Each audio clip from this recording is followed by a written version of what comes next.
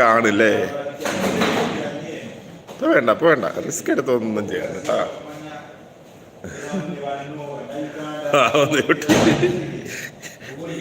എന്ത് പറയാൻ അബദ്ധം പറ്റിപ്പോയി ലിജുവേ.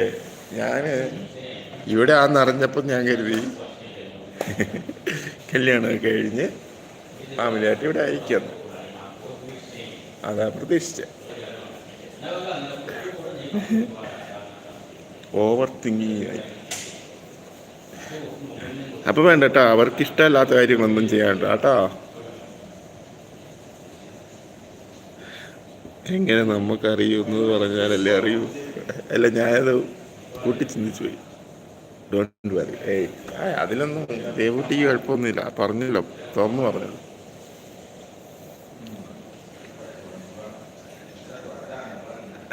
കല്യാണം കഴിഞ്ഞു അമ്മയുടെ ഞാനും അനിയനും ഉണ്ട്.